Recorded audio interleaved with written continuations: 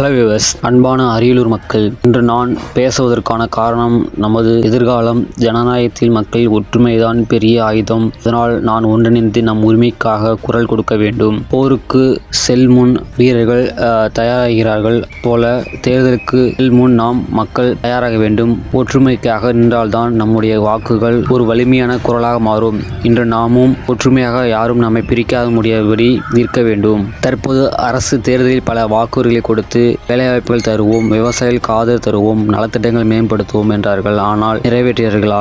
வேலைவாய்ப்புக்கு ஆயிரக்கணக்கான இளைஞர்கள் இன்னும் காத்திருக்கிறார்கள். ஆனால் நல்ல திட்டங்கள் மக்களிடம் சேராமலே அரசியல்வாதிகளின் கைகளே போய் நிற்கிறதே. இதுதான் நம் நிலைமையா?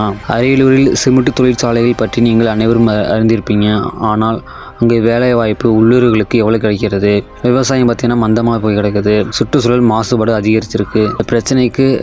பிரச்சனைகள் அரசு எங்கு இருக்குது? மக்கள் சுவாசி கூட சுத்தமான காற்று கிடைக்காமல் இருந்தால் அவங்க எப்படி வளர்ச்சி பற்றி பேசலாம்? என்ன அர்த்தம்? நான் உங்களிடம் ஒரு கேள்வி கேட்குறேன். தேர்தலுக்கு முன் கொடுத்த வாக்குறுதி நிறைவேற்றப்பட்டதா? கல்வி இலவசமானதா?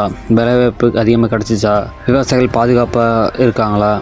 சத்தமாக இல்லை என்று சொன்னார்கள் மக்கள். ஆனால் இனி வாக்குறுதியில் அடிமையாகாமல் நாமே கண்காணிக்க வேண்டும். வாக்குறுதி கொடுத்தவர் நிறைவேற்றாவிட்டால் அவர்களை நாம் இனி நம்ப வேண்டாம். என் கனவு தமிழ்நாடு, வறுமையில்லா தமிழ்நாடு, ஊழலில்லா தமிழ்நாடு, சுத்தமான குடிநீர், நல்ல மருத்துவம், தரமான கல்வி வாய்ப்பு, இவையெல்லாம் அடிப்படை உரிமைகள். ஜனநாயகத்தில் மக்கள் குரல் தான் முதன்மை.